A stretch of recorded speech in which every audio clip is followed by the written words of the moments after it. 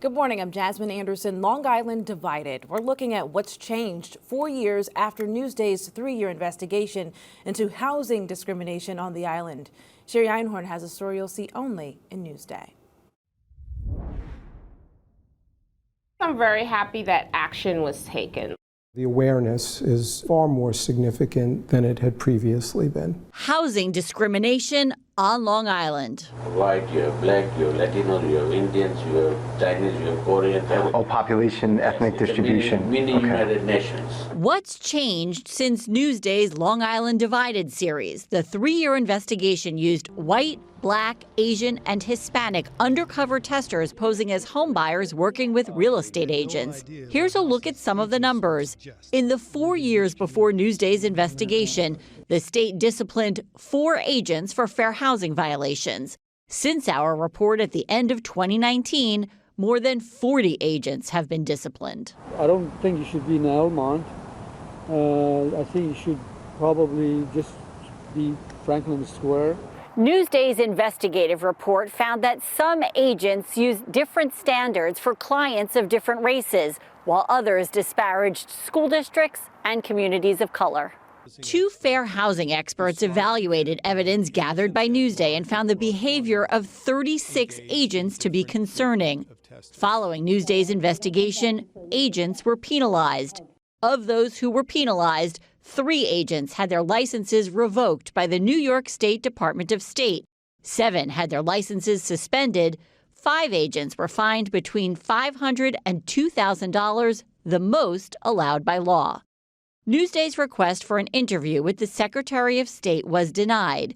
We were sent an email statement instead saying the agency is committed to ensuring that licensed real estate professionals uphold New York's fair housing laws and serve all New Yorkers with fairness and integrity in a manner free from discrimination. It's definitely made them more careful. It's definitely made them more thoughtful. Here at Erase Racism, President Laura Harding says while enforcement does need to happen after someone violates fair housing laws, she's pushing for a more proactive approach. What does prevention look like?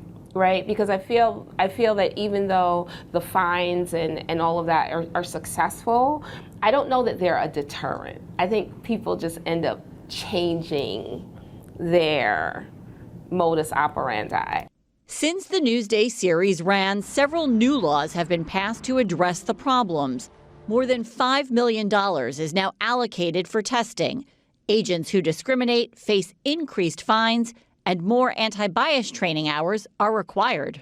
Fair housing laws are complex. Neil Garfinkel is a member of the New York State Board of Real Estate and has been teaching fair housing for 15 years. We cannot educate ourselves enough, and I'm concerned particularly for the real estate agents who I spend most of my time with, that they're going to violate the law because they don't know what it is. It's significant that we're going to have more funding for testing. Fred Freiberg was a consultant for Newsday's project. He says he's participated in more than 12,000 investigations. The significance of testing is that it can get at discrimination that many of the public enforcement agencies don't get at with their enforcement actions. They're largely complaint responsive. Testing allows you to be more proactive. Imagine they call it steering. That's the term they use. For NewsdayTV, I'm Sherry Einhorn. You can read more about Long Island Divided. Just click Get More below the NewsdayTV video box on Newsday.com. Only in Newsday, a judge has overturned a murder conviction against a teenage shooter. The victim's body was found in this parking lot after a party in 2020. The now 20-year-old Junior Maldonado of Hempstead was found guilty of murder last year. Yesterday, that conviction was tossed after a judge ruled the Nassau DA's office withheld information during the trial. Updates on the major cuts coming to the Amityville School District. We now know the number of staffers facing layoffs has risen to 47. Teachers, teaching assistants, monitors, security personnel, and custodians will be let go. The district, which is facing a nearly $4 million deficit, is citing longstanding budget challenges, overestimated revenues, and inadequate state aid as contributing factors. No relief. The latest push to raise the cap on state and local tax deductions has failed. The bill, co-sponsored by 3 Long Island House Republicans, was shot down in a procedural vote yesterday. It would have doubled the SALT deduction cap for married couples earning under $500,000 annually, from $10,000 to $20,000. The cap is set to expire in 2025.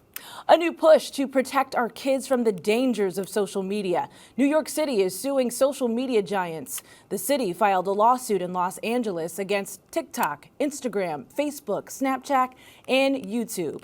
It claims the companies contributed to a youth mental health crisis by fostering addiction, compulsive use of body dysfunction, and anxiety among users.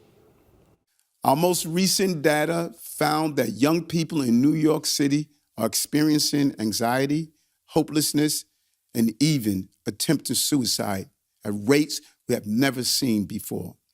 And there is growing evidence that the power of social media is a major cause. New York City said it is seeking monetary damages and equitable relief to fund prevention education and mental health treatment. The Yankees are hell-bent on becoming champions. That's the word from the manager, Aaron Boone. The Bombers went 82-80 last season, which GM Brian Cashman described as a disaster. Obviously, going through with what we went through last year as a club, nobody wants that ever again, and that it really left obviously a sour taste. And it's like sand getting kicked in your face, and I do feel like we have a group that is always really focused and diligent on preparing and getting ready to go out and have a great season. At his annual spring training kickoff news conference in Tampa yesterday, Boone highlighted the additions of star hitters including Juan Soto and Alex Verdugo. Over in Port St. Lucie, all the buzz is about Luis Severino, who is being groomed for big things in the Mets rotation. The former Yankees pitcher now has a beard and is looking to get past his 5 injury-riddled years in the Bronx. Checking out your hyper-local forecast, a mix of sun and clouds today. Cold, highs are in the mid-30s. Tomorrow, expect a windy day, but mostly sunny with highs in the 40s. And here's a look at your futurecast. May have some rain and snow showers this evening, but nothing like what we saw earlier this week. It should clear up by way before the sun comes out tomorrow. Tracking more snow for Saturday. A look at your 7-day forecast coming up. Long Island weather is brought to you by Home Tax Saver, PTRC Incorporated. A family fighting to keep a killer behind bars nearly 35 years after he murdered 13-year-old Kellyanne Tinius in Valley Stream. Drew Scott has a story you'll see only in Newsday. Richie Tinius was Kellyanne Tinius' little brother in 1989. He was the last one she talked to before she got a strange phone call and disappeared on March 3rd. She talks on the phone and she walks out the door a minute later. Never to see her again. Stuff plays on me a lot. A day later, Kellyanne's beaten, strangled, and mutilated body was found stuffed in a closet at a nearby house on Horton Avenue in Valley Stream. Within a month, 21-year-old bodybuilder Robert Golub was charged with Kellyanne's murder and convicted after a long trial which became news around the country. This is the street that Kelly Tinius lived on. When her lifeless body was found here 35 years ago, it shocked not only Long Islanders, but the entire nation. Golub has served over 30 years in prison and has come up for parole multiple times. Richie Tinius and his family have secured more than 5,000 signatures on a petition asking the parole board to deny his freedom again this month. It's a lot of support. We can't let him out. He's not rehabilitated as much as they think he is. He's not. And we need to keep him in jail. Support for the parole denial has come from the Nassau District Attorney, Nassau Police, and thousands of Long Islanders, even people outside of New York. Now he's sorry. And he also says that the way he did it was an accident.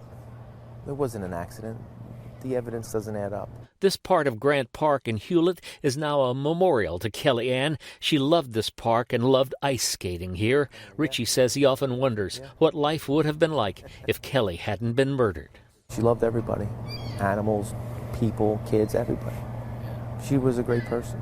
Her friends have placed plaques near her memorial. One of them reads, "Remembering you is easy. I do it every day.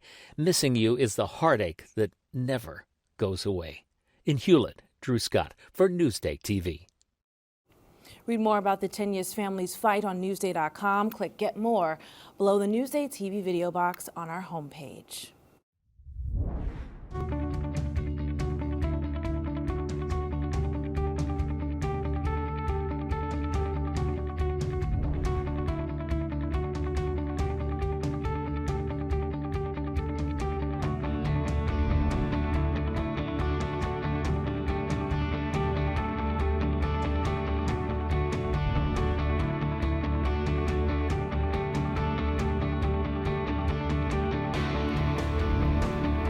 Help from kelp. The marine algae is cleaning the waters off our island.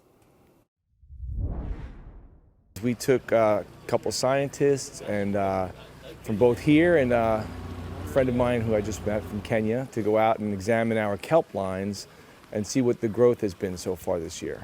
In Kenya, we have seaweed farming. Of course, a different variety. It's the tropics and warm water variety.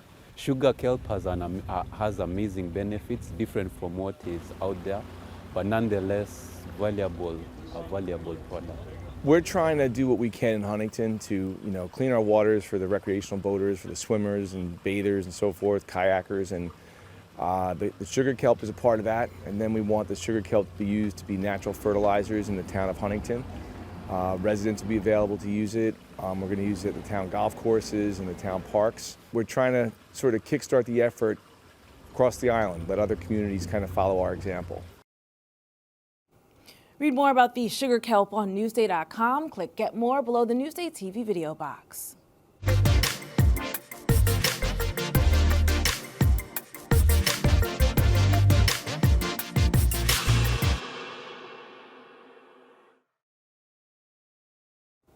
It's Friday Eve, and here's what's up on Long Island.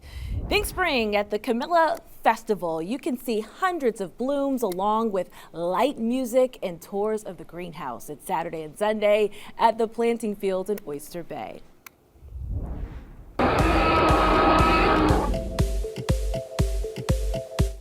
Jurassic Quest. See an animated dinosaur herd of life-size dinos, including Spinosaurus and T-Rex. It's Saturday, Sunday, and Monday at the Nassau Veterans Memorial Coliseum in Uniondale.